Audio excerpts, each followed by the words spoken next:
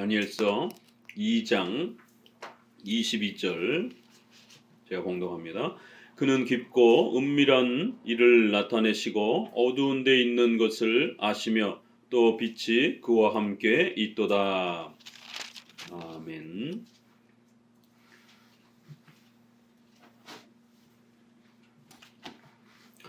다니엘서 2장 22절 말씀을 또 마음에 새기시면서 우리 2장에 이제 또 귀한 내용들을 함께 배워가도록 합니다.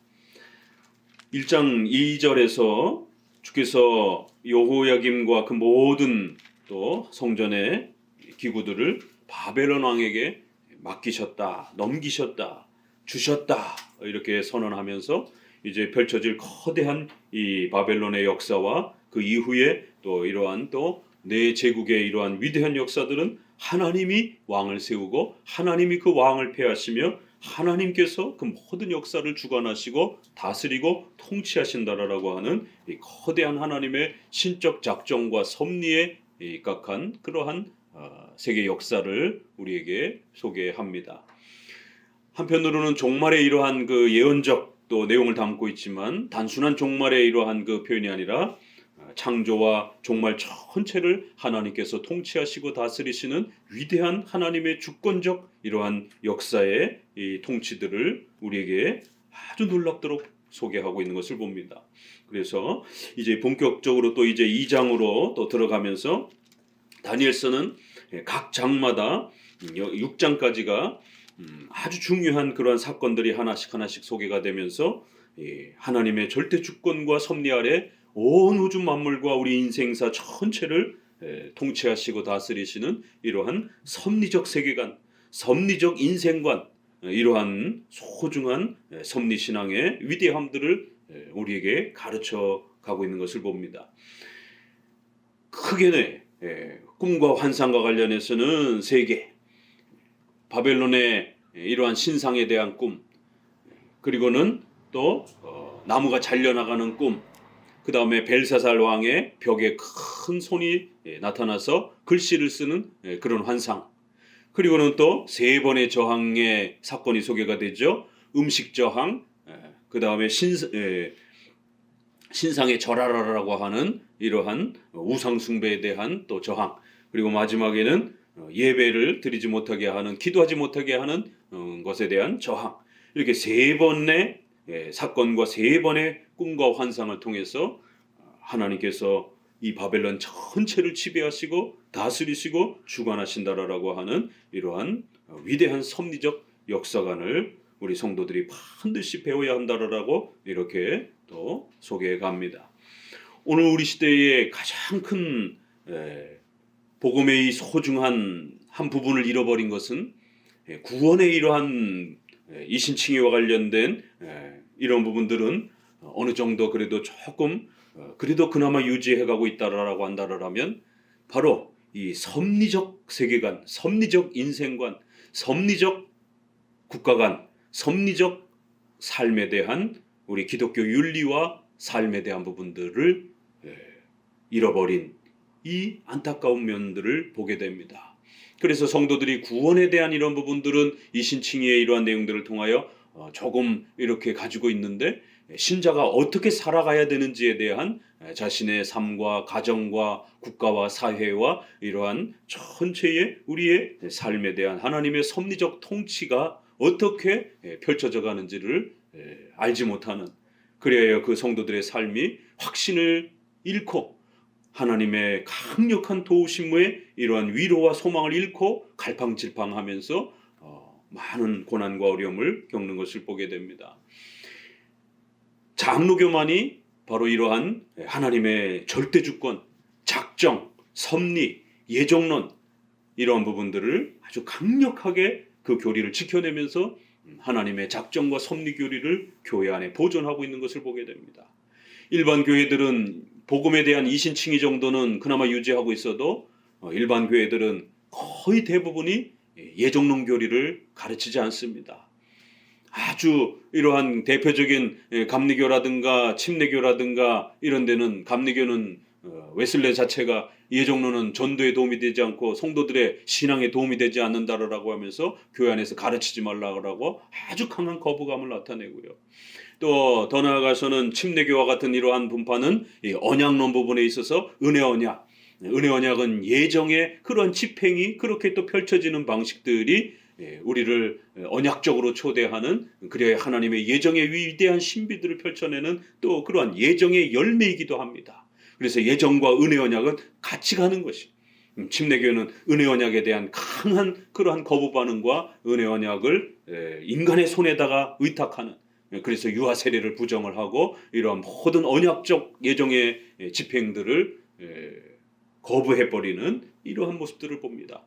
또 경건주의와 신비주의와 또 이러한 회중파의 또 이러한 역사 속에서는 하나님의 위대한 이러한 또 섭리적인 통치와 다스림에 대한 인간의 죄에 대한 문제, 인간의 의지에 대한 문제, 이러한 놀라운 하나님의 주권과 인간의 의지에 대한 이 신비로운 이러한 조화들을 인간의 신앙에 대한 회개에 대한 책임, 강렬한 회개, 강렬한 신앙적 결단, 이러한 부분들을 지나치게 강조하면서 하나님의 주권적인 그러한 성화, 하나님의 주권적인 그러한 구원의 신앙과 또 은혜, 하나님의 주권적인 그러한 견인의 이러한 위대한 역사, 하나님의 주권적인 우리의 삶의 또 통치와 다스림에 대한 섭리적인 인도하심, 이러한 부분들이 결국 훼손되어지면서 인간의 신앙의 회개와 성화만 지나치게 강조하며 인간의 손에 결단의 경건적 행위에 마치 모든 신앙의 이런 부분들이 달려있는 것처럼 또 이렇게 현장에서 섭리에 대한 이러한 다스림 아래서 살아가는 이러한 원리를 결국 훼손하게 되는 또 이런 면들을 보게 됩니다. 장로교만이 하나님의 절대 주권, 작정, 예정론, 섭리, 그래서 섭리론에서는 인간의 죄에 대한 문제가 제일 어렵습니다. 이 죄의 문제를 어떻게 해결해야 되는가? 이 죄의 문제를 하나님이 안다고 해도 문제가 되고 모른다고 해도 문제가 되는, 하나님이 안다라고 하게 되면 하나님이 악한 신이 되고 인간이 책임을 회피하게 되는, 하나님이 다 그렇게 시키셔서 했어, 하나님이 다 그렇게 악을 행하도록 하신 거야, 하나님께 모든 죄의 책임을 돌리고 인간은 빠져나가는 이런 위험성이 발생이 됩니다. 또 그렇다고 인간 너의 손에 다 달렸어 이렇게 되면 하나님은 무능력한 신이 되어버립니다. 그래서 섭리론에 있어서는 인간의 이 죄의 문제, 또 그 죄를 짓는 인간의 의지가 문제다 보니까 인간은 기계인가, 인간은 마리오네트처럼 그렇게 시키는 대로, 하나님이 시키는 대로만 움직이는 그런 허수아비인가, 바로 이 인간의 의지에 대한 문제를 어떻게 풀어낼지를 이해하지 못해서 결국 하나님의 주권과 인간의 책임이라고 하는 이 부분에서 심각한 또 오류가 발생이 되는 것입니다. 그럴 때 우리 장로교는 비록 죄의 문제는, 인간의 의지에 대한 문제는 우리도 사실은 속 시원히 다 해결할 수 있는 문제는 아닙니다. 장로교도 그 부분의 어려움을 분명히 이해하고 고백합니다. 그럼에도 불구하고 성경에서는 이 모든 역사는, 우리 인생의 모든 것은 하나님이 주도하신다, 하나님이 원하시는 대로 모든 걸 행하신다 라고 말하기 때문에 그렇게 말할 수밖에 없는 거예요. 또 그러면서도 우리 인간의 삶 속에서 죄와 악에 대한 책임은 우리가 잘못해서 그런 일이 벌어진다라고, 그래서 벌을 받는다라고 그렇게 또 이야기합니다. 이 두 개가 수학적으로 조합이 되지 않는다 할지라도 우리는 얼마든지 성경이 말하기 때문에 그렇게 말해가야 되는 것이, 비록 죄와 인간의 의지에 대한 부분들을 우리 인간이 이성이 원하는 만큼 그렇게 충분하게 다 설명하고 그렇게 펼쳐내지 못한다 할지라도 그것은 이해로, 그렇게 이성의 설득으로 접근하는 문제가 아니라 하나님의 말씀을 두려워함으로 그렇게 믿음으로 수용하고 받아들여야 되는 그런 문제인 것이에요. 한없이 연약한 부족한 우리의 지혜를 가지고 이 위대한 하나님의 주권의 권능 속에서 모든 것을 행하신다. 죄와 악 전체를 포함해서 하나님이 궁극적으로 제1원인 되신다. 하나님이 모르시는 것은, 하나님이 허락하지 않고 일어나는 일들은 이 세상에 그 어떤 것도 일어날 수가 없다라는 거예요. 머리털 하나까지도 들에 피는 꽃 하나, 풀 한 포기조차도 하나님이 허락하지 않으면 선이든 악한 역사든 절대로 일어나지 않는다라는 거예요. 비록 하나님은 죄를 만드는 신도 아니요, 하나님은 악한 신도 아니요, 하나님은 죄를 지으라고 등 떠미는 그러한 폭력적인 신도 아닙니다. 그럼에도 불구하고 선과 악한 역사든 그 모든 것은 하나님이 기뻐하시는 바대로 일어난다는 것이 절대로 피해가서는 안 되는 것입니다. 절대로 죄의 문제에 대해서 우리가 힘들고 어렵다라고 해서 그 모든 역사를 인간의 손에다가 초점을 맞추고 인간에게 중심을 두면서 그렇게 성경을 읽고 그렇게 신앙을 접근하고 그렇게 우리의 인생사를 접근하면 인본주의가 되는 것입니다. 신본주의라고 하는 하나님 주권적인 이 섭리의 위대한 역사 속에서 그 보호 아래서 살아가는 이 소중한 위로와 안식들을 놓쳐버리게 됩니다. 그래서 우리도 비록 힘들고 어렵지만 우리도 다 이성으로 이해가 되지 않을지라도 이 죄의 문제와 인간의 의지에 대한 문제, 인간은 분명히 인격적 존재이고 하나님 앞에 언약적 책임을 가진 자입니다. 그렇기 때문에 하나님은 절대로 인간의 의지를 빼앗거나 억압하거나 거기에 폭력을 가하지 않으시는 것이. 그래서 인간이 선과 악을 선택하도록 최대한의 그 모든 인격적 자유를 행하도록 그렇게 배려하시는 것이. 그래야 제2원인이다 라고까지 표현할 정도로 어마어마한 인간의 인격적 주체와 인격적 책임에 대한 부분들을 그렇게 하나님은 존중하십니다. 그럼에도 불구하고 인간의 생각과 마음과 결단 그 어느 하나라도 하나님의 절대 주권적인 그 하나님의 영원한 작정과 하나님의 섭리를 벗어나서 넘어서서 하나님의 기뻐하시는 그 영원한 결정을 넘어서서 그 어떤 인간의 결정과 의지와 마음이 결단할 수 없고 발휘될 수 없고 생각되어질 수 없다라는 것이. 참으로 이것은 신묘하고 놀라운 그러한 하나님의 절대 주권과 인간의 의지에 대한 또 이러한 조화관계입니다. 그래야 제1원인, 제2원인이라고도 이렇게 신앙고백서에서는 표현하는 것이고 또 우리의 교리의 가르침은 궁극적인 원인, 또 가까운 원인 이렇게라도 표현하는 것이에요. 그래서 이것을 좀 더 자세히 잘 이해할 수 있도록 최대한 단어들을 만들어가면서 성도들이 하나님의 절대 주권과 또 인간의 책임을 어느 하나도 버리지 않고 어느 하나도 소홀히 여기지 아니하면서 이 두 개는 분명히 구별이 됩니다. 절대로 우리 인생은 우리 손에 달려있는 게 아닙니다. 내가 계획한 대로 되지 않습니다.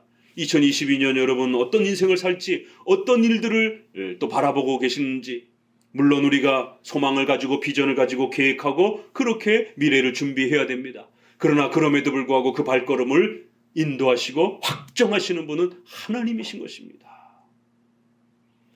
그리하여 분명히 인간의 책임의 자리는 있습니다. 그럼에도 불구하고 그 모든 인간의 생각과 우리의 발걸음과 우리의 미래는 하나님이 기뻐하시는 바대로 그렇게 진행될 것입니다. 분명히 하나님이 하시는 주권적 역사의 일과 우리 인간의 책임은 구별되어 있습니다. 우리 인간의 손으로 움직여가는 게 아닙니다. 우리는 거기에 단 0.0000001%도 우리가 그렇게 하나님이 원치 않는 것을 그렇게 움직일 수 없고 그렇게 끌어올 수 없는 것입니다. 또한 하나님께서는 인간의 의지를 배제하고 제거하고 하나님의 위대한 작정을 섭리를 펼쳐나가지 않습니다. 반드시 인간의 의지를 사용하십니다. 그래야 인간이 하나님의 그 역사 속에 하나님과 동행하며 그 하나님의 뜻에 순종하며 하나님의 위대한 뜻 앞에 함께 걸을 수 있도록 또 때로는 악한 자의 악과 어둠의 그 폭력적인 그 악인들의 포악스러움조차도 그 하나님의 위대한 주권과 섭리 역사에 그렇게 쓰여지도록 악인도 악한 날에 적당하게 행하신다라고 쓰신다라고 하는 잠언서 16장에 그렇게 2절 3절에 있는 말씀처럼 역시 악인의 그 역사조차도 하나님의 위대한 역사에 그렇게 인격적 책임을 가지고 함께 걷는 것입니다. 그래야 2장에서는 본격적으로 이제 하나의 사건을 한 번 더 소개하면서 우리 성도들이 이 위대한 하나님의 주권과 섭리의 이 통치 아래에서 살아가는 것이 무엇인지, 왜 우리가 이걸 반드시 배워내야 되는지, 이걸 배워내지 못하게 되면 결국 신자라 할지라도 거만하게 한평생을 하나님 앞에 불순종하면서 그렇게 살아갈 수 있는 위험성이 있기도 하고, 또 신자라 할지라도 구원의 확신과 믿음의 이러한 담대함과 우리의 십계명의 이러한 삶의 이 열매들을 또 누리지 못하면서 아주 피폐한 형태로 또 그렇게 한평생을 연약한 믿음으로 또 그렇게 살아갈 수도 있는 것입니다. 그래 반드시 이 섭리적 신앙을 배워내라라고 그렇게 다니엘서는 우리에게 간곡하게 또 그렇게 권면하는 겁니다. 하나님의 절대 주권과 인간의 의지는 분명히 각각 서로 다르다라는 것이에요. 구별된다라는 것입니다. 그러나 하나님의 주권만 지나치게 강조하게 되면 운명론에 빠지는 것입니다. 인간의 손에 달렸다라고 지나치게 강조를 하게 되면 인본주의 신앙이 되는 거예요. 우리가 그렇게 싫어하는 알미니안주의 신앙이 되는 겁니다. 기복주의 신앙이 되는 것입니다. 우리 장로교는 둘 다 포기할 수가 없는 것이에요. 그러나 칭의와 성화처럼 순서는 있는 겁니다. 이 논리적 순서를 어떻게 구성하느냐가 중요한 겁니다. 그리하여 칭의와 성화가 구별되되 분리되지 않고 동전의 양면처럼 항상 동시적으로 함께 진행되는 것처럼, 그리고 논리적 순서는 칭의가 성화의 원인, 근거가 되어 끌고 가는 것처럼, 성화는 반드시 칭의의 열매가 되어야 되는 것처럼, 우리가 착하게 살았다라고 해서 칭의 받는 게 아닌 성화가 칭의를 끌고 가면 큰일 납니다. 그런 것처럼 칭의가 성화를 끌고 가는 거예요. 구원받았기 때문에 우리는 그렇게 착하게 살아가야 되는 겁니다. 그런 것처럼 하나님의 주권과 인간의 의지에 대한 바로 이 구조도 하나님의 절대 주권이 우리를 끌고 가는 겁니다. 그럼에도 억지로 질질 끌려가는 방식으로 끌려가는 게 아니라, 하나님은 가장 전능하신 분이기 때문에 우리를 가장 사랑하는 방식으로 인격적 책임을 우리가 발휘하도록 그 즐거움을 누리면서 하나님의 역사에 기쁜 마음으로, 자원하는 마음으로 그렇게 따라오도록 그렇게 우리를 끌고 가신다라는 거예요. 이건 우리 이성으로 참 이해가 되지 않는 부분이죠. 누군가 뭔가를 전체를 끌고 간다라면 거반 강제로 그렇게 끌려가는 걸 우리는 많이 생각합니다. 그러나 우리의 인간 세상 속에서도 그렇지 않습니다. 얼마든지 하나님의 주권과 인간의 의지의 이 위대한 신비들을 우리가 가까운 곳에서도 또 이렇게 그 창조적 역사 속에 힌트를 보게 됩니다. 어디 있습니까? 부부지간의 사랑이 어디 누가 끌고 간다라고 해서 그게 끌고 가는 겁니까? 오히려 자신의 전 삶을 그렇게 희생하면서 자원하면서 상대방이 원하는 것을 그렇게 들어주려고, 그것을 보필해 주려고 자신의 전 삶을 불사르면서 사랑하는 배우자를 위하여 기꺼이 아낌없이 자기 자신을 그렇게 자원함으로 희생하는 모습들을 보게 됩니다. 그건 절대로 억지로 시켜서 하는 것이 아닌 것이, 주인이 종업원에게 억지로 시키듯이 그렇게 끌고 갈 수 없는 것입니다. 잠깐은 끌어도 한평생을 그렇게 헌신적으로 그렇게 상대방 배우자를 위하여 그렇게 자신의 전 삶을 자원함으로 희생하고 던질 수는 없는 것이. 부모와 자식지간은 어떻습니까? 그게 어떻게 종업원의 월급의 이러한 부분으로 해결할 수가 있겠습니까? 어떤 군주와 시민처럼 위협과 폭력으로 그것을 설명할 수 있겠습니까?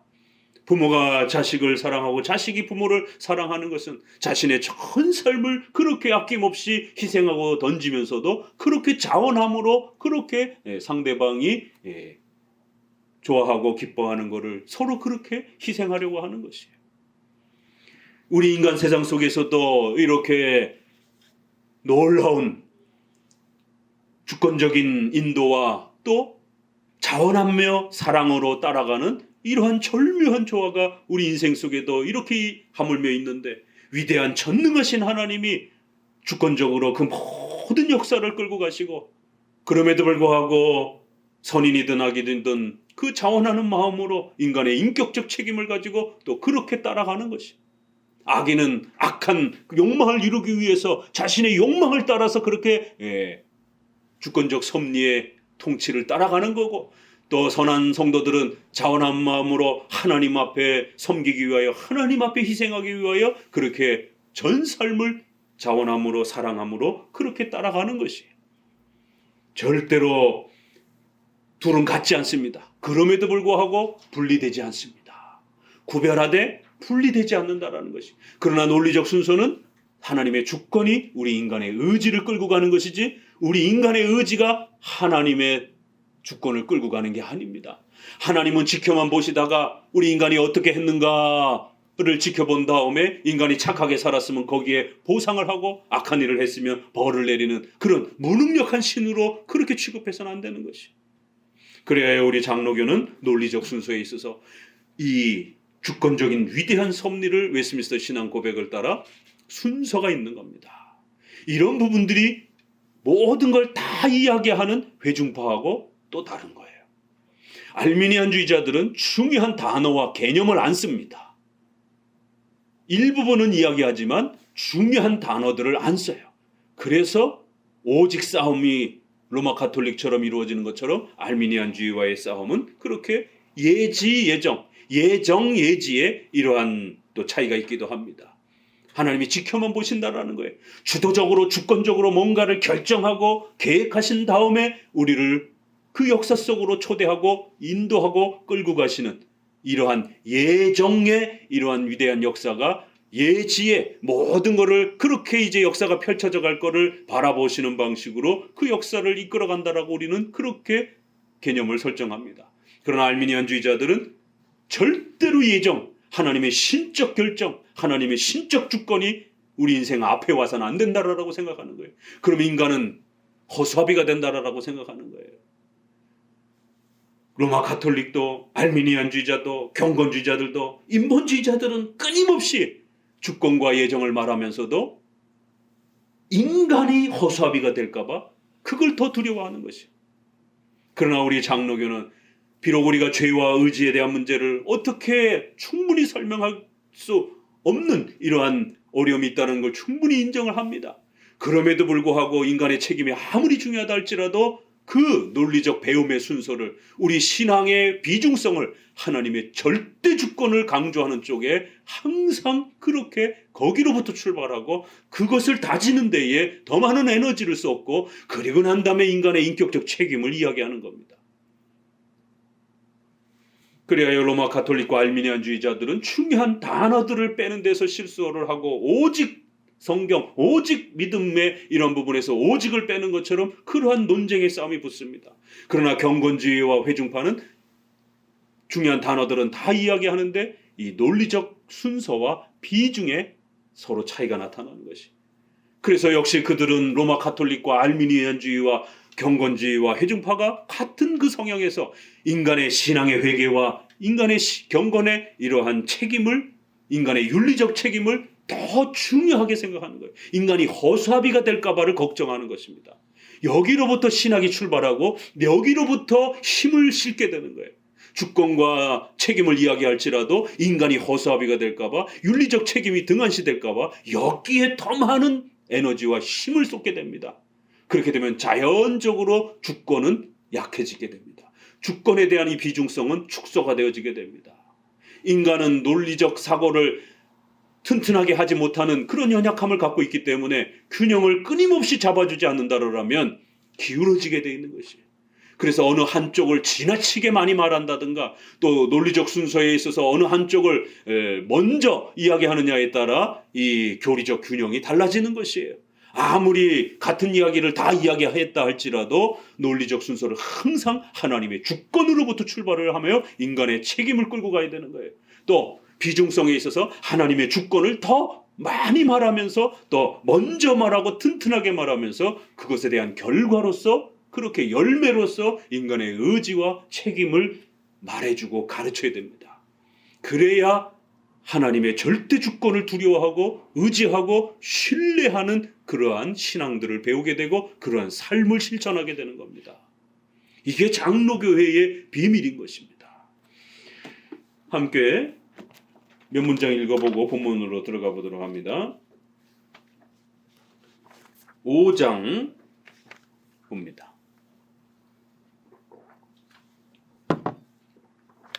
섭리로 나올 때는 이 부분을 끊임없이 반복해서 읽고 또 그 중요한 단어들을 새겨 넣으셔야 됩니다. 5장 1절을 읽어봅니다. 5장 1절. 만물의 창조자이신 위대한 하나님께서는 자기의 가장 지혜롭고 거룩하신 섭리로 정확무한 예지와 자유롭고 변함없는 자기 뜻의 계획을 따라 자신의 지혜와 능력과 공의와 선함과 자비와 영광이 찬양받도록 가장 큰 것에서 가장 작은 것에 이르기까지 모든 피조물들의 행위들과 일들을 보존하시고 인도하시고 처리하시고 통치하신다. 우리 마음속에는 인간의 공로와 인간의 이러한 의지의 노력에 대한 이런 책임에 대한 부분들이 내 손에 달렸다라고 하는 이런 인간 중심적으로 나 중심적으로 생각하려고 하는 이 하나님 없이도 살 수 있다라고 하는 인간의 이 근원적인 바로 죄악된 생각, 이 부분이 뿌리채 끊겨지지 않으면 끊임없이 내 손에 달렸다라고 하는 그러한 인생의 이러한 무게감을 갖게 됩니다. 하나님이 큰 일은 알아도 작은 일들은 모를 거다라고 하는 그러한 마음에 또 이 구멍이 파고듭니다. 그래야 큰 일에 대해서는 기도하지만 작은 일들에 대해서는 하나님 앞에 기도하지 않는 이러한 무관심들이 일어납니다. 중요한 부분들만 이제 하나님께 의탁하고 세밀한 작은 부분들은 하나님께 의탁하지 않는, 그래야 내가 잘해서 성공했다라고 하는, 내가 잘해서 이렇게 열매를 맺었다라고 하는 그러한 또 구멍이, 인본주의적인 구멍, 알미니안주의적인 구멍이, 반펠라기우스와 같은 그런 구멍이 또 파고드는 것입니다. 이런 문장들을 읽어내면서 작은 것에서부터 큰 일에게 이르기까지 모든 피조물들의 그들의 행위와 생각과 발걸음 전체를 하나님이 인도 처리 통치하신다고 이 고백을 다 읽어내셔야 되는 거예요. 2절을 같이 읽어봅니다. 제2원인이신 하나님의 예지와 작정대로 만물은 변함없고 틀림없이 발생하지만 동일한 섭리에 의해서 하나님께서는 만물이 제2원인들의 성질을 따라서 필연적으로 자유롭게 그리고 우연적으로 일어나도록 정돈하신다. 그래야 하나님의 절대 주권과 인간의 책임은 동시적으로 역사 속에 항상 그렇게 함께 가는 것이, 하나님께서 그 모든 주권을 가지시고 그렇게 이끌어 가십니다. 그럼에도 불구하고 인간의 인격적 책임이 저 먼저 앞서가도록, 저 뒤에 나중에 쫓아오도록 그렇게 행하시는 게 아니라 역사 속에 항상 같이 가는 것이에요. 그래서 우리는 내가 좋아하는 걸 먹고 마시고 선택하는 겁니다. 그런데 하나님의 주권 속에서 우리가 무엇을 먹을지, 무엇을 입을지, 무엇을 가질지 하나님은 그렇게 결정하셨고 그렇게 섭리 가운데 이끌고 가시는 것이, 중력의 힘을 우리가 시간 순서대로 1분 1초를 그렇게 계산하고 느끼고 움직이지 못하는 것처럼 하나님의 주권과 섭리는 중력보다도 더 위대한 그 엄청난 세상을 지배하는 그러한 강력한 전능하신 힘인 것입니다. 그 힘이 우리에게 어떻게 작동이 되는지, 언제 들어왔는지, 언제 그것이 발현이 되는지 전혀 우리는 느끼지 못하는 것이, 내가 좋아하는 것을 하는 겁니다. 내가 싫어하는 걸 안 하는 것이에요. 그러나 하나님께서 여러분이 좋아하는 마음들을 불어넣으시는 것이에요. 여러분이 싫어하는 마음들을 불어넣으시는 것이에요. 그래야 하나님은 악인이 악을 행할 때 분명히 인간이 악을 행하지만 그 악한 마음들을 하나님이 일으키신다. 바로의 악한 마음들을 하나님께서 명하셨다. 이렇게 말합니다. 격동시켰다. 영향을 끼쳤다. 주도하셨다. 일으키셨다. 세웠다. 이런 표현들을 성경에 있습니다. 여러분들이 좋아하는 일들을 행하려고 할 때 빌립보서 2장에 있는 말씀처럼 그 마음에 소원을 두고 일할 수 있도록 하나님의 기쁘신 뜻이 우리 마음에, 우리가 소원하는, 좋아하는 그런 마음이 작동되는 방식으로 하나님은 신비롭게 자신의 뜻을 이루어 가신다는 거예요. 여러분이 사랑해서 좋아해서 결혼하고 한평생을 살지만 그 배우자를 하나님께서 그렇게 세워주시기 위하여, 그렇게 만나게 하시기 위하여 하나님이 원하시는 짝지어 주신 하나님의 신적 작정 속에서 짝을 만들기 위하여 그렇게 여러분의 사랑의 마음을 하나님이 사용하신다라고 말하는 거예요. 참 놀랍고 두려운 것입니다. 한편으로는 놀랍기도 하지만 한편으로는 두렵기도 하는 것이에요. 그래서 섭리신앙은 제대로 바르게 깨닫고 이해하게 되면 아주 겸손해지게 되고, 또 하나님 앞에 절대로 교만해하거나 거만해하지 아니하고, 위기와 어려움을 만났을 때 절대로 하나님이 안 도와주실 것처럼, 하나님이 우리 인생을 몰라서 내가 이 나락으로 떨어진 것처럼 그렇게 절망하지 않는다라는 겁니다. 저 밑바닥 사자골 속에서도 하나님께서 계획하시고 하나님께서 결정하셔서 하나님께서 처음부터 마지막까지 그 모든 것을 준비하셔서 바로의 또 요셉이 고통받은 것처럼, 또 바벨론 아래에 다니엘이 고통받은 것처럼, 또 사자굴 속에 고통받는 그 가정 속에 그 거대한 제국이 서기까지, 그 거대한 제국에 이스라엘이 포로로 잡혀가기까지, 그걸 정치적으로 그렇게 또 관료들이 이용하기까지, 아니요, 옆으로 살짝만 돌려서 그 사자가 바벨론에 잡혀오도록, 그리고 그 사자가 어미 새끼가 새끼를 낳도록, 그 새끼를 낳은 새끼가 이제 건강하게 커서 그렇게 또 군사용으로 사용되어지도록, 그 사자의 이빨의 힘과 그 입의 힘을 여전히 유지하도록 하나님은 사자까지 그렇게 준비해 놓으시는 겁니다. 그리고는 악한 왕들의 정치적인 그러한 위기와 어려움도 그렇게 하나님의 신적 계획 속에서 만들어 놓으신 것이. 그래야 하나님이 허락하지 아니하면 절대로 그 사자가 다니엘이든 새 친구든 그 누구도 털끝 하나, 그 이빨로 상처 하나 낼 수가 없는 겁니다. 사사기에서 선지자의 이러한 그 사건 속에 배고픈 사자가 선지자의 시체를 놓고 물어뜯지 않고 그 옆에 서 있는 그런 신비로운 그러한 역사들을 성경은 우리에게 소개합니다.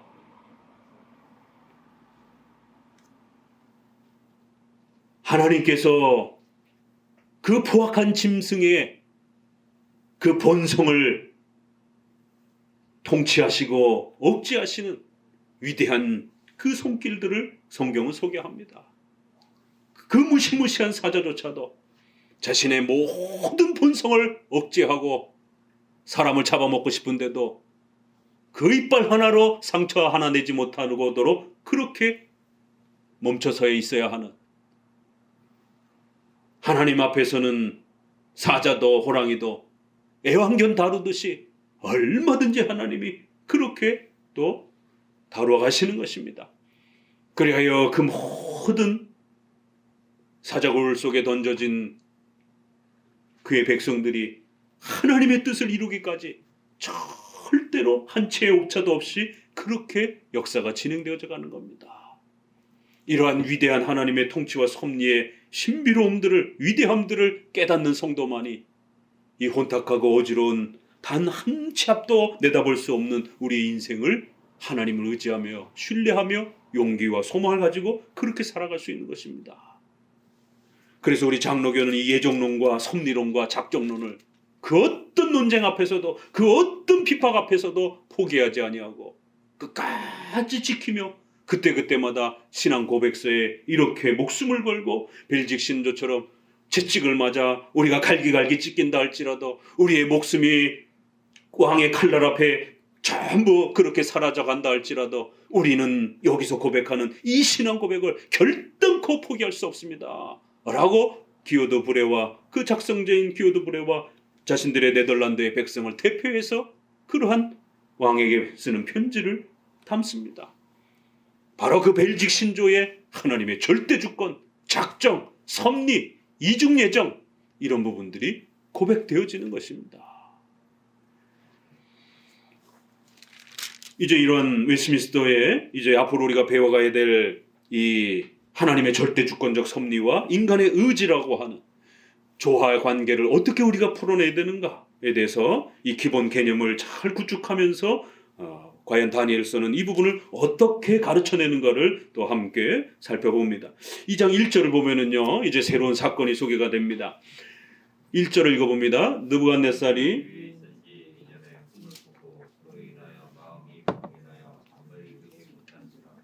하나님께서 이스라엘을 잡아온 이 바벨론 느부갓네살 왕에게 갑자기 꿈을 허락하십니다.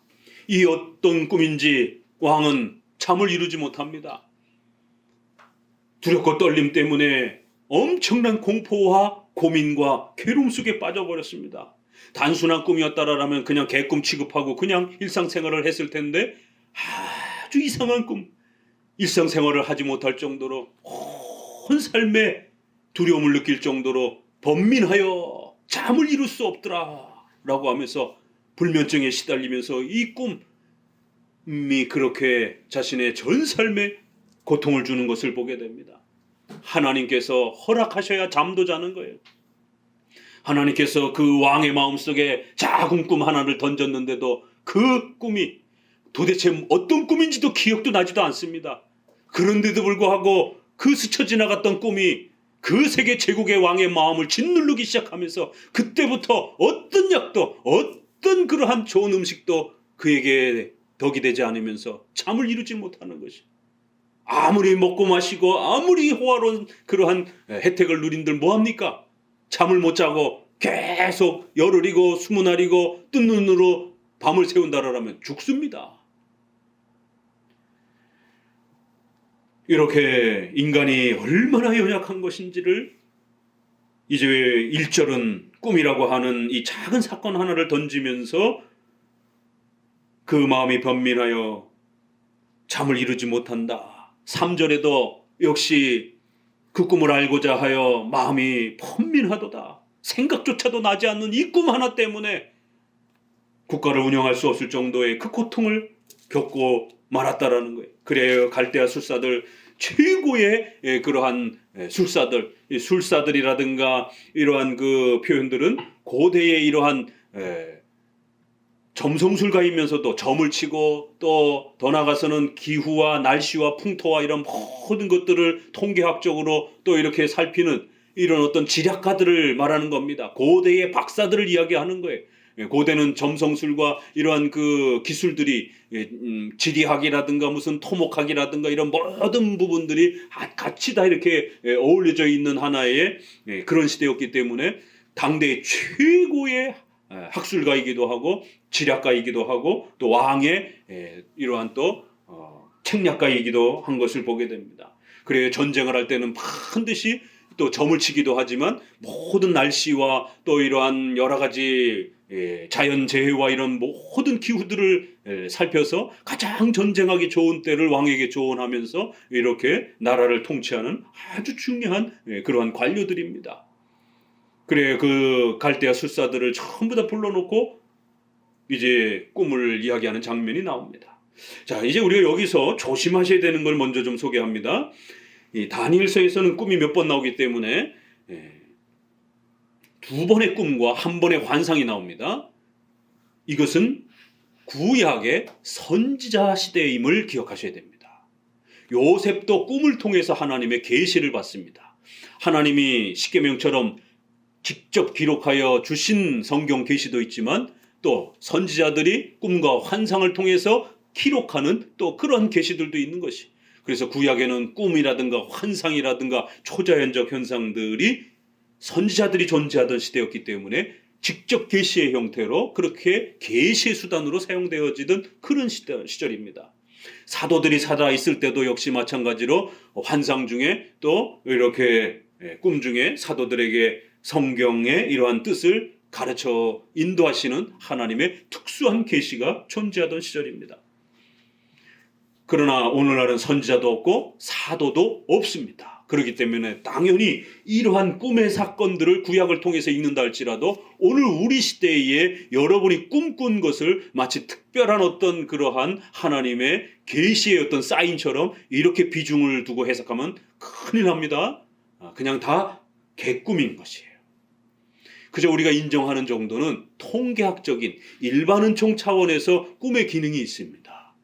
그래서 꿈의 어떤 이런 좀 그 일반인들도 불신자들도 그런 경험하는 이러한 꿈의 이러한 그 인지 기능들, 왜 우리가 최면학이라든가 뭐 이런 부분들도 다 그런 정신의학적 부분에 있어서의 의료적인 어떤 발전 속에서 이렇게 또 연구되어지는 그러한 일반은총적인 하나의 내용 정도로 이렇게 파악하고, 또 꿈이라고 하는 것은 대부분이 이렇게 객관성을 둘 수 없는 그러한 일반적인 걸로 생각해야지, 그걸 특별한 하나님의 어떤 사인을 받는 이런 걸로 오늘날 수많은 성도들이 봐라 성경에 있으니까 오늘날도 그럴 수 있다라고 이렇게 직접 적용을 하면서 꿈에다가 자기 인생을 두고 결정을 하는, 결혼, 직장, 투자 이러한 중요한 문제들을 꿈꾸고 나서는 꿈에서 그런 거를 꿨어. 이게 하나님의 뜻인 것 같아. 그렇게 결정했다가 완전히 낭패당하는 경우들이 허다합니다. 절대로 우리 장로교인들은 오늘날은 꿈과 초자연적인 이러한 환상에 대한 이런 계시 수단은 웨스트민스터 1장 1절에 있는 것처럼 과거에 행하셨던 선지자와 사도들을 통하여 계시 수단으로 사용하셨던 그 모든 계시 수단은 이제 중단되었다라고 분명히 1장 1절에 그렇게 표현하고, 이제는 성경을 온전히 해석하고 읽는 방식으로만 하나님의 뜻을 배운다라고 이렇게 고백합니다. 다니엘서가 꿈을 사인으로 해석하는 오늘날 가장 많이 남용되고 있는 그런 부분입니다. 절대로 이러한 꿈을 객관성 있는 그런 어떤 사인으로 적용하면은 큰일 납니다. 자, 그 부분을 이렇게 잘 먼저 주의를 하시고요. 자, 그러면 이제 어떤 꿈이 일어났는가?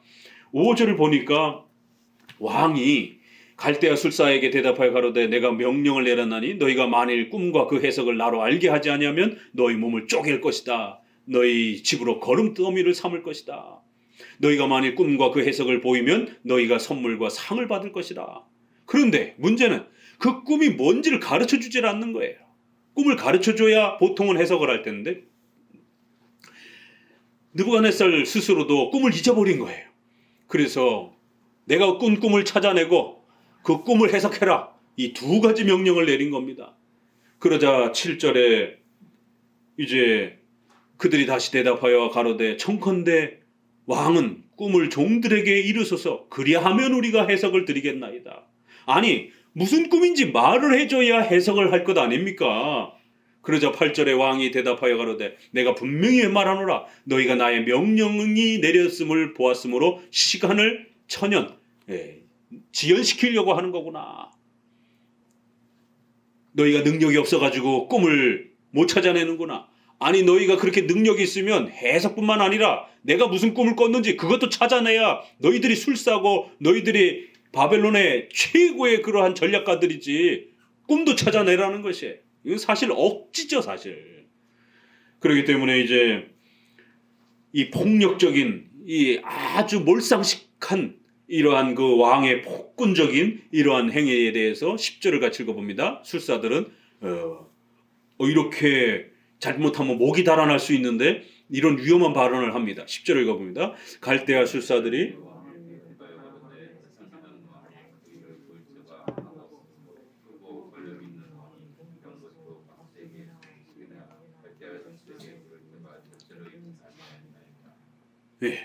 뭐라고 표현합니까? 세상의 왕은 그 어떤 왕도 이런 식으로 신하들에게 폭력을 가하지 않는다, 이런 뜻이에요. 점잖게 이렇게 표현되어 있지 어떻게 왕이 이렇게 폭력적일 수 있느냐. 약간 저항적인 그런 어떤 발언이기도 합니다. 세상에 그런 왕은 없다라는 거예요. 그러면 그 얘기는 거꾸로 너는 보편 상식적 수준도 안 되는 이런 어마어마한 폭력적 요구를 어떻게 할 수가 있느냐. 세상에 그런 일을 보일 자는 하나도 없다라는 거예요. 하나도 없는 그 상황을 어떻게 내놓으라고 요구를 하는 이런 얼토당토한 비상식적인 왕을 왕이 이렇게 요구할 수 있느냐? 왕이 이런 것으로 박수와 술객들에게 이렇게 물은 자가 절대로 일반 왕 속에서는 있지 않다라는 거예요. 그걸 대답할 사람도 없고 그렇게 폭력적으로 부하들에게 물은 왕조차도 없고 이건 너무 하는 겁니다. 여기서 잘못하면 죽을 수도 있는 것이에요. 그런데 이러한 표현들을 통해서 우리는 다음 이야기들을 알고 있으니까 하나님께서 이 술사들의 마음속에 왕의 분노를 폭발시키는, 이건 일반적인 어떤 신하들 모습에는 사실 쉽게 찾아볼 수가 없죠. 이렇게 말했다간 그냥 단칼에 죽을 수도 있는 그런 상황인데 하나님께서 술사들의 마음을 움직이셔서 왕의 분노를 더 자극하는 그러한, 결국 왕의 심기를 건드리는 그러한 도구로 사용했고, 아니나 다를까 11절 이후에 결국 술사들과 지혜자들과 책략가들 전부가 전멸당할 수 있는 그런 왕의 명령이 떨어지는 계기가 돼버렸습니다. 11절 같이 읽어봅니다. 왕의 물으신 것은 희한한 일이라 육체와 함께 거하지 아니하는 신들 외에는 왕 앞에 그것을 보일 자가 없나이다 한지라. 여기서는 한마디 더 소위 말해서 비난을 합니다. 그렇죠? 왕이 물으신 것은 이건 정말 희한하고 있을 수가 없는 일입니다. 육체와 함께 거하지 아니하는 신들 외에는 왕 앞에 그것을 보일 사람이 이 땅에 아무도 없다라는 거예요. 그러면 너가 신이냐? 이제 이런 식으로 우회적으로 사실은 이제 비난을 하는 거죠. 이건 거반 신이냐 대답할 수 있는 그러한 그 어떤 질문을, 그렇게 그런 사람을 대답할 수 있는 그러한 내용을 너가 찾고 요구한다라면 너도 거반 신과 같은 존재여야 하지 않느냐. 그걸 대답할 신과 같은 수화도 없고 그거를 묻는 그러한 신과 같은 왕도 없는 거다라고 하면서 신 노릇하지 말라 이거죠. 이거 굉장히 센 발언입니다. 이걸 우리가 사실은 자세히 들여다보면. 그러니까 12절에 왕이 이로 인하여 진노하고 통분하여, 이제 이런 표현들을 보게 되면 이제 굉장히 화가 난 걸 보게 됩니다. 바벨론 모든 박사들을 다 죽여버려라. 결국 우리는 이 정치적 싸움에, 고래등 싸움에 피해를 보는 새우가 생각이 납니다. 그렇죠? 바로 다니엘과 세 친구가 이 싸움 때문에 죽을 위기에 닥쳤다라는 걸. 왜요? 1장 끝절에 다니엘과 세 친구들도 왕실의 이러한 책략을 함께 서포트하는 고위 책략자들은 아니었더라 할지라도 이제 갓 보니까 다니엘서 2장에 보니까 위에 있은 지 2년이라고 하니까 3년 동안 훈련을 받아서 등용이 되잖아요. 그럼 비슷하게 이제 그 3년 훈련이 끝난, 어떻게 보면 인턴과 같은, 레지던트 같은, 이제 햇병아리 같은 책략가 수준의 그런 공무원 몇 호봉처럼 이렇게 초년병이란 말이에요. 그런데 고위 관료가 사고를 쳐가지고 모든 책략가들은 다 죽이라라고 하는. 이 폭력적인 왕의 이 폭군적인 이 정치 행위가 결국 그 화가 다니엘과 세 친구에까지 미치면서 다니엘과 세 친구 전부 죽을 위기에 놓여져 버린 것입니다. 이제 우리는 그 다음 이야기를 알고 있기 때문에 이 이야기가 왜 이렇게 무리수를 두는 방식으로 이렇게 이 정치적인 충돌이 극대화되었는가? 결국 1차적 책임은 제2 원인에 있는 인간에게 있는 겁니다. 무리하고 폭력적인 그 왕의 폭력성, 그걸 잘 다독거리고 이렇게 아부를 통해서라도 살 길을 찾아야 되는데 이 술사들이 정신이 나갔는지 그렇게 왕의 분노를 자극하면서 정치적인 어떤 힘겨루기를 하면서 싸우고 있는, 이건 분명히 그 나라 전체를 위협에 빠뜨리는 그런 정치적 싸움입니다. 그런데 하나님께서는 이런 강력한 특별 조치가 아니고서는 포로로 잡혀왔던 그 젊은 청년들을 국가의 고위 관료로 등용을 시킬 수가 없는 거죠. 가문이 있습니까? 무슨 돈이 있습니까? 뭐가 있습니까? 아무것도 없는, 오히려 종으로, 노예로 잡혀온 그 젊은 청년들을 장차 이제 내 제국의 이러한 거대한 하나님의 역사를 드러내는 선지자로 사용하고 또 더 나아가서는 포로 귀환까지 고레스 왕 때까지 살았기 때문에 포로 귀환에까지 영향력을 끼칠 수 있는 그러한 정치적인 그러한 힘을 발휘하도록 하나님께서 거기까지 보고 계시는 거예요. 이거는 지금 603년의 이야기인데 537년에 포로에서 돌아옵니다. 자그마치 70년 뒤에 그 정치적 상황을 대비하기 위해서 하나님은 이 특단의 대책을 준비하셔서 이 젊은 친구들이 고위 관료로, 일단 기본 관료로 들어가는 것도 대단한 거였지만 아주 바로 급성장해서 애굽의 최고 총리 수준에 올라가도록 그렇게 하나님께서 특단의 대책을 제1원인의 하나님의 주권과 섭리 관점에서 보게 되면 이것은 정치적 싸움의, 인간의 관점의 정치적 싸움의 문제지만 하나님의 섭리적 관점에서 보게 되면 하나님이 그 퍼즐 하나하나를 몰상식한 왕의 그 악한 마음을 허용하시는 것이. 그래서 우리가 허용적 작정이라고 표현하는 겁니다. 죄와 관련해서는. 좀 더 선과 관련해서는 하나님이 긍정적으로 능동적 이런 작정이라고 이렇게 표현한다라면 죄와 관련해서는 우리가 하나님을 악한 신처럼 표현해서는 안 되기 때문에 항상 죄와 관련해서는 인간의 책임을 동시적으로 이야기해야 되기 때문에 허용적 작정, 수동적 그러한 하나님의 의지의 행위로 이렇게 표현을 하는 것입니다. 다 같은 의지지만, 다 같은 하나님의 작정이지만 그 느낌과 그 표현력을 조절하는 것이에요. 그렇지 않으면 자칫 잘못하면 하나님이 악한 신처럼 우리 인간의 죄에 대한 책임을 등한시할 수 있는 이런 또 인간의 분명히 연약함이 있기 때문에 성경은 이렇게 두 가지 내용을 하나님이 허락하셨다로 이렇게 표현하기도 하고 하나님이 명하셨다, 행하셨다라고 좀 더 강력한 방식으로도 표현하기도 하는 겁니다. 두 내용이 다 있습니다. 그래서 우리가 신앙고백서에서는 제1원인, 제2원인, 우리가 교리 공부에서는 적극적인 긍정적인 작정, 허용적 작정 이렇게 또 구별해서 표현하는 것입니다. 정치적 싸움이었지만 하나님 입장에서 봤을 때는 그 퍼즐 하나하나를 신하들이 평소에는 말을 잘 듣다가 갑자기 말을 안 듣는 또 그들의 악한 마음들을 하나님께서 격동시킨 거예요. 그들의 악한 마음을 하나님이 일으켜 세우신 것입니다. 그래서 왕하고 싸우도록, 그래서 전멸을 당하도록 하나님이 그렇게 퍼즐을 만들어 가시는 것이에요.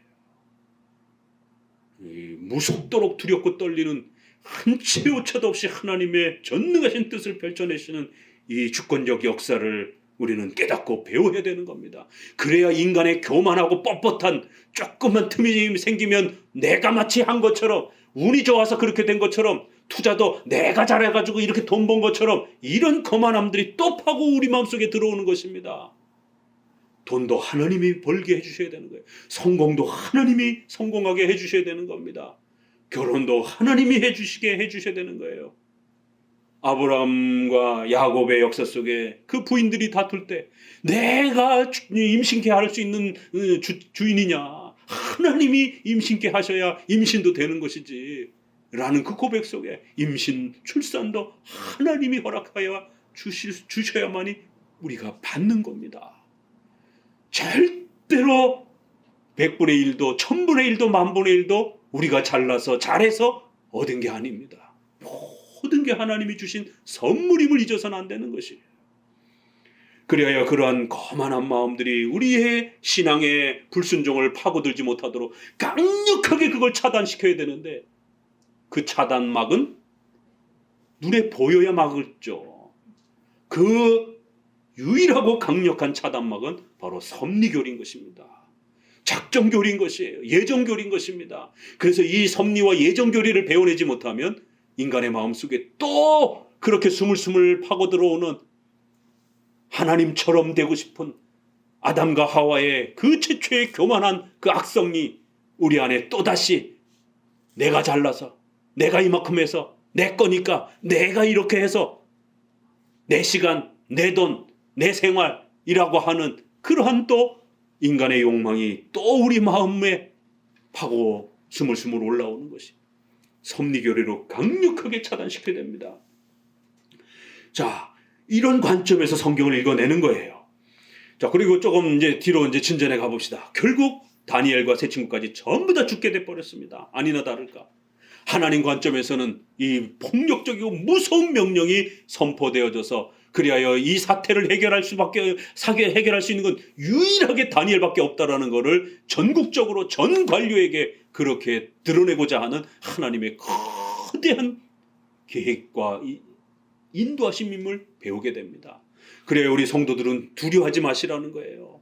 위기와 어려움이 왔을 때 자포자기하고 포기하지 말라라는 겁니다. 오히려 하나님은 선을 통해서도 기회를 만들어 가시지만 하나님께서는 위기와 낙심과 어려움의 그 공포의 시간들을 오히려 만들어내시면서 우리 성도들이 발돋움할 수 있도록 오히려 한 단계 한 단계 올라가는 것보다 훨씬 더 도약할 수 있도록 그렇게 하나님은 그 시간들을 위기를 기회로 만들어 주시는 것이에요. 그렇기 때문에 주일 성수를 하면서 6일 동안 장사하는 사람이 일주일 내내 장사하는 사람을 이길 수가 있는 겁니다. 6일만 일하게 되고 또 11조 헌금을 하게 되고 이렇게 되면은 재투자해야 되는 이러한 돈도 없고 시간도 부족한 이러한 열악한 형편 속에서 위기에 경쟁력이 떨어지는 이 가게가 기독교인 가게가 어떻게 그 세상에 살아남을 수 있겠습니까? 위기라고 생각하지만 그 위기를 사용하셔서 하나님은 한 단계, 두 단계 올라갈 거를 5단계, 6단계로 그렇게 그 기회를 오히려 하나님은 사용하시는 것이에요. 이게 바로 섭리의 역사인 겁니다. 그래야 이 섭리를 의지해야 주일 성수도 할 수 있는 겁니다. 이 섭리를 강력하게 의지해야 11조 헌금도 용기 있게 낼 수가 있는 것이에요. 섭리신앙은 우리의 전 삶을 지배를 해버립니다. 그 다음 내용을 보세요. 이제 일이 어떻게 진행되는가. 14절에 이제 아주 긴박하게 일이 이제 막 신속하게 결국 다니엘을 죽이는 상황으로 그렇게 펼쳐져 나갑니다. 14절 같이 읽어봅시다. 왕이 시대장관 아리옥에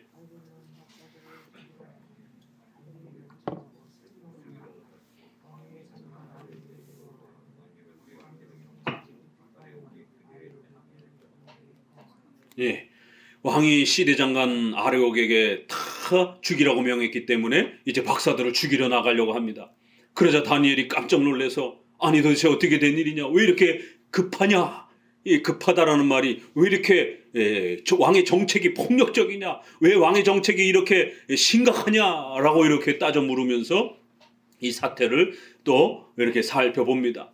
결국 다니엘의 그 말 속에는 왕의 정책이 우리가 앞에서 보았던 것처럼 굉장히 폭력적이고 이러한 폭군적인 행태가 있었음을 또 다니엘 그 스스로를 해석을 통해서 우리는 보게 됩니다. 그러자 다니엘이 그 상황을 듣고 왕께 구하여 기한을 주시면 왕에게 그 해석을 보여드리겠습니다.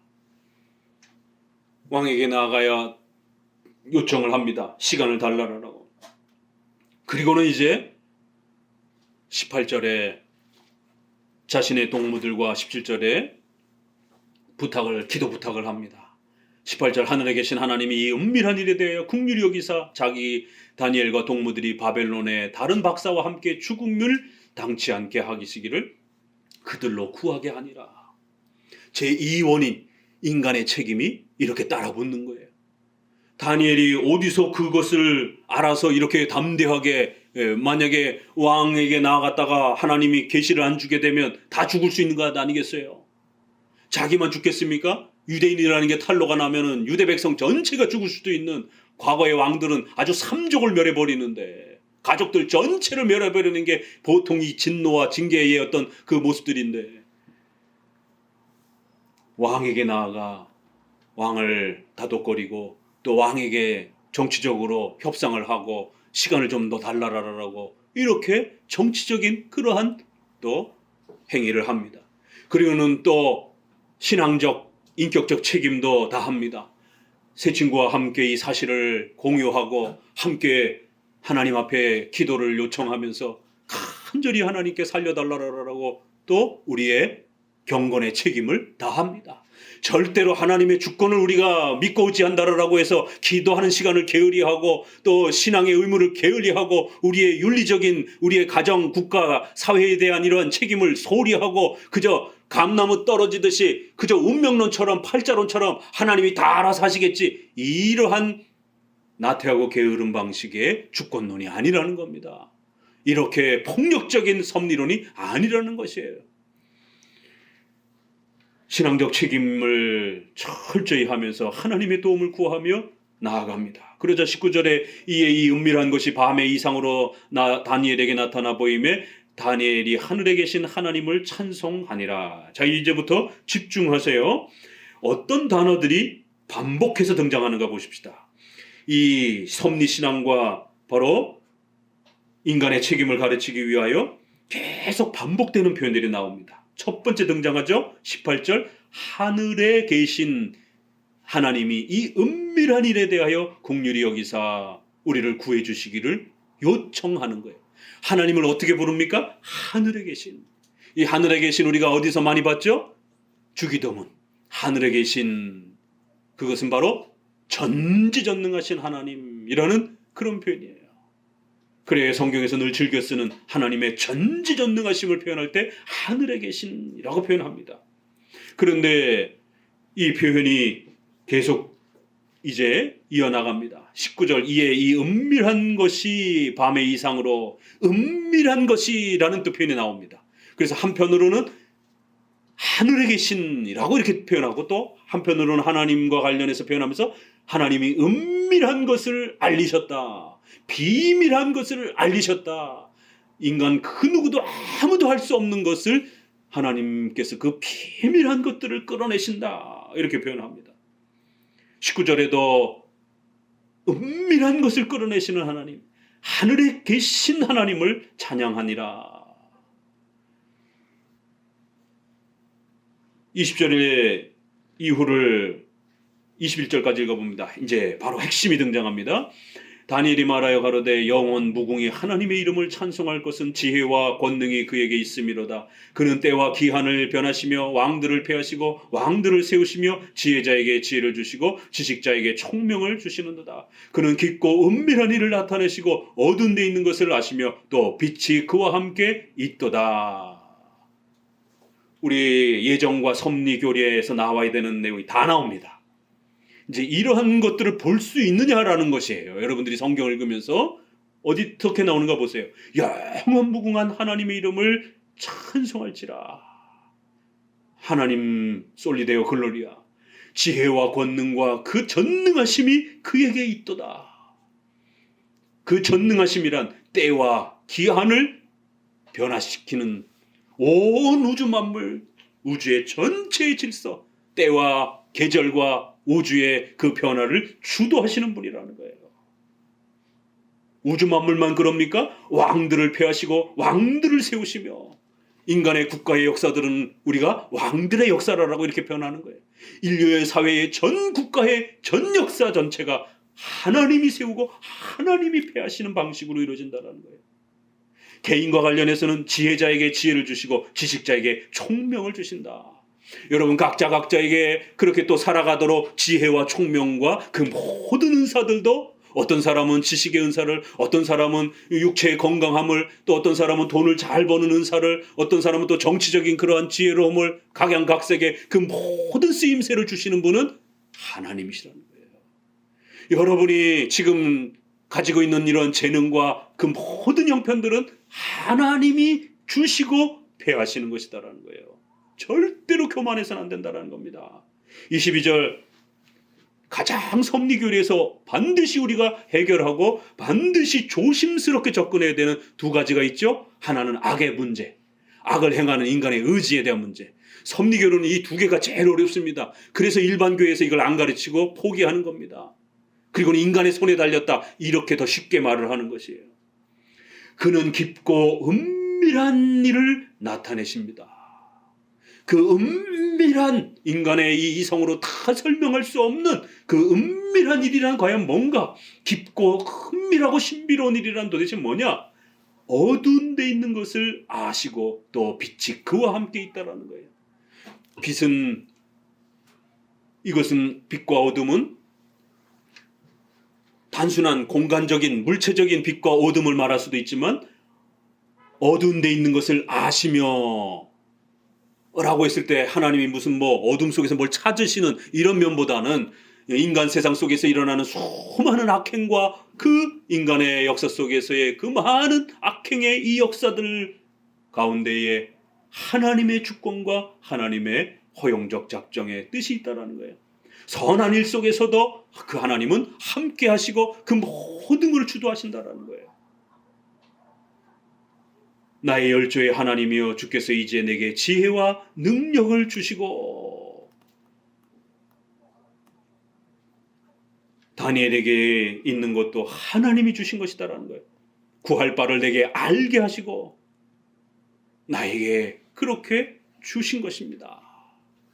인간의 의지와 이러한 그 역사 속에 일어나는 인간이 판단하고 결정하는 이 모든 것 안에도 그것은 하나님이 인간의 의지를 다스리고 주시고 인도하시는 결과라는 거예요.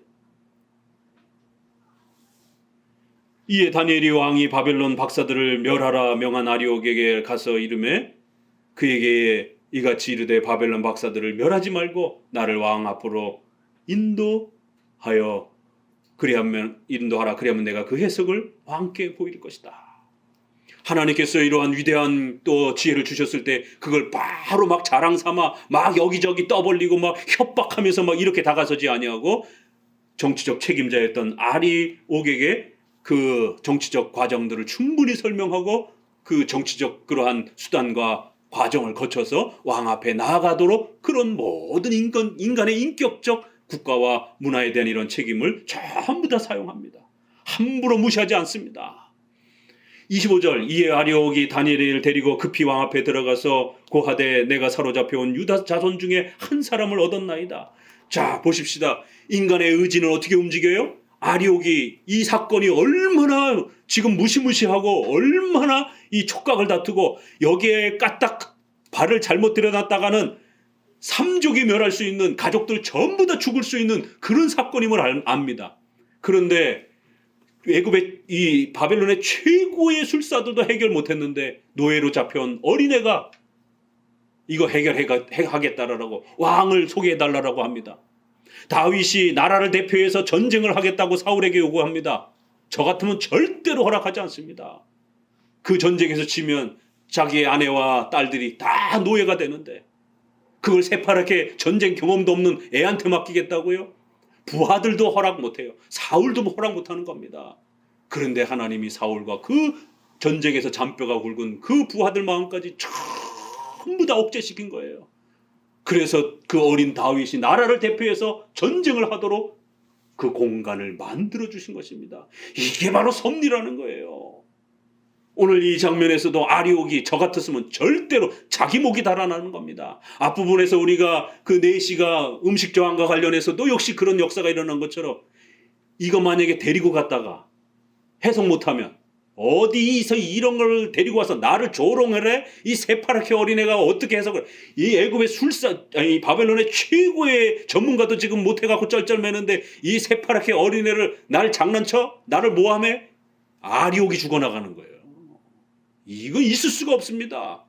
그런데 어떻게 된 게 아리옥이 다니엘의 이 말에 무슨 뇌물을 주고 협상을 한 것도 아닌데 다니엘의 그 요청에 마음이 움직이기 시작했고 야 이거 잘하면 이번 기회에 만약에 얘가 이걸 해석해 주게 되면 내가 왕의 근위대장으로 발탁이 될 수도 있겠구나. 아리옥은 정치적 계산을 하는 겁니다.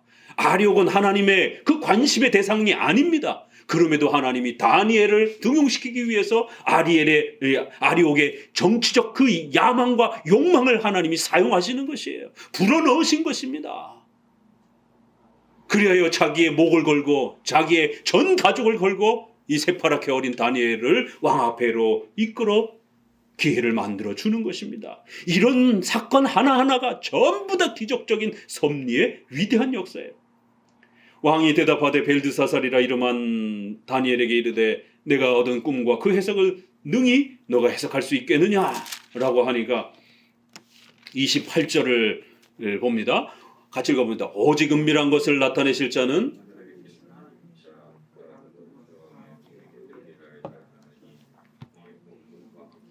침상에서 내 속으로 받은 이상은 이러하니라. 그래서 오직 은밀한 것을 또 나타내시는 하늘에 계신 이제 읽혀지죠. 왜 이런 단어를 계속 의도적으로 반복하는지.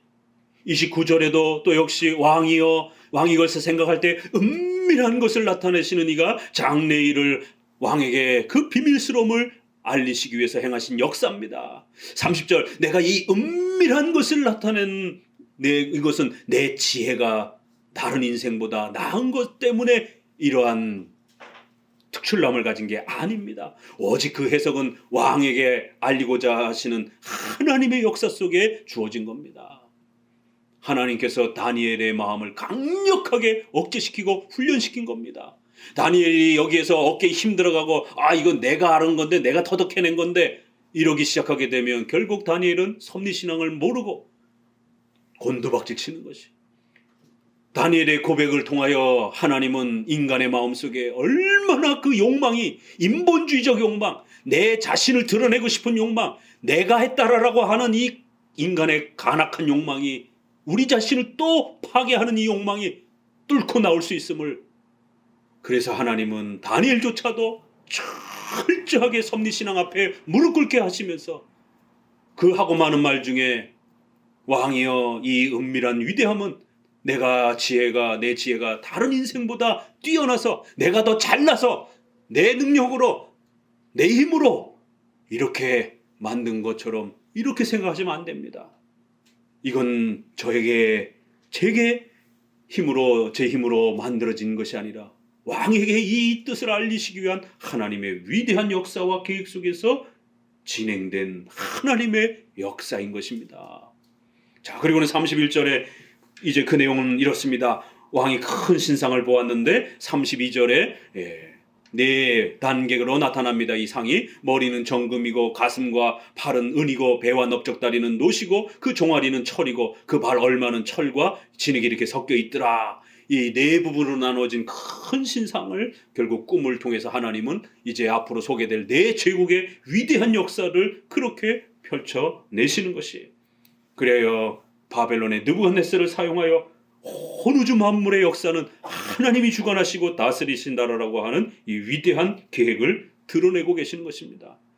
34절에 또 왕이 보신즉 사람의 손으로 하지 아니한 뜨인 돌이, 또 다른 꿈의 연속이 하나가 나타났는데 돌이 갑자기 확 등장을 하더니만 그 신상을 다 때려 부셨다라는 거예요. 그런데 이 돌은 사람의 손으로 만들거나 사람의 손으로 그렇게 도와주는 그런 돌이 아니라는 거예요. 전능하신 하나님이 만드시고 전능하신 하나님이 들어일으켜 세운 그런 돌이라는 거예요. 이 돌은 영원히 멸망하지 아니하고 태산을 이루면서 한 나라를 세우고 거대한 하나님의 통치를 이룰 거라는 것이에요. 바로 예수 그리스도를 통해서 이루어질 초대교회의 바로 그리스도의 초림을 이렇게 또 소개합니다. 바로 이 2장 안에는 위대한 섭리의 주권적 역사와 이신칭의를 통해서 이루어지는 교회의 복음의 위대한 역사가 다 아주 압축적으로 이렇게 다 들어가 있습니다. 37절에 왕이여 왕은 열왕의 왕이시라 하늘의 하나님이 또다시 나라와 권세와 능력과 영광을 왕에게 주신 것입니다. 이거 1장 2절에서 나왔던 그 핵심 키워드.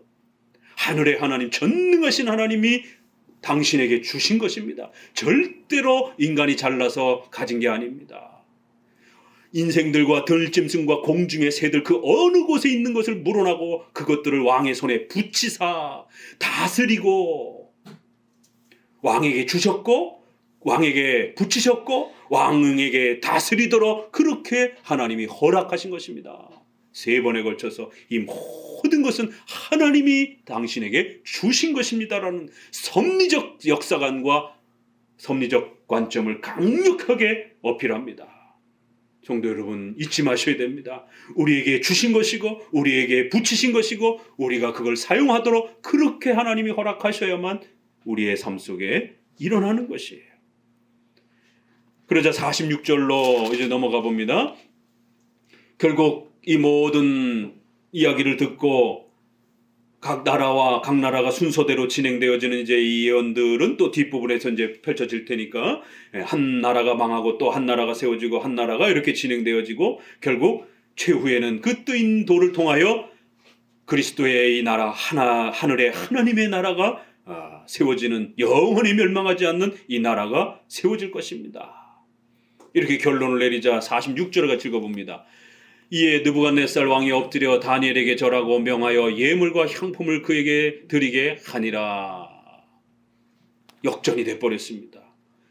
종으로 잡혀온 노예에게 왕이 넙죽 절을 하면서 두렵고 떨림으로 바짝 엎드려 절을 하고 종은 오히려 높아지는 이 거대하고 위대한 역사를 봅니다. 그리하여 48절에 왕이 이에 다니엘을 높여 귀한 선물을 많이 주고 세워 바벨론 도를 다스리고 또 바벨론 큰 모든 박사의 어른을 삼았더라. 또 그 다니엘의 청구대로 세 친구도 지방을 다스리는 고위 관료로 그렇게 세웠더라는 거예요. 결국 하나님의 끝은 여기 있었던 것입니다. 그리하여 특별한 죽음의 위기를 겪는 이 사건을 다니엘과 친구들에게 허락하시면서 오히려 위기가 기회로 그렇게 사용되어지는 위대한 섭리의 도구로 그렇게 사용한 거예요. 우리 성도들에게도 때로는 죽음을 맛보면서 죽을 고비를 겪으면서 이렇게 하나님의 위대한 통치 역사를 배워야 되는 그런 시간들이 있습니다.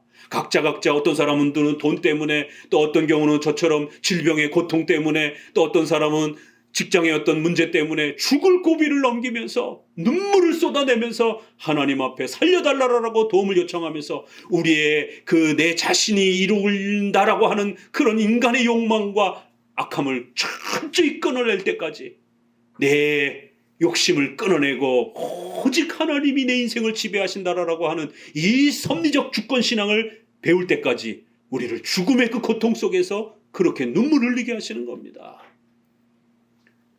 그래야 47절에 이 위대한 고백이 불신자 왕에게까지 쏟아져 나올 수 있도록 왕이 대답하여 다니엘에게 이르되 너의 하나님은 참으로 모든 신의 신이요 모든 왕의 주제시로다. 내가 능히 이 은밀한 것을 나타내었으니 내 하나님은 또 은밀한 것을 나타내시는 전지전능하신 두렵고 떨리는 위대한 신이다라는 것을 오히려 성도들을 통하여 불신자들이 고백하게 되는 이 어마어마한 반전의 역사가 이렇게 드러나는 것입니다.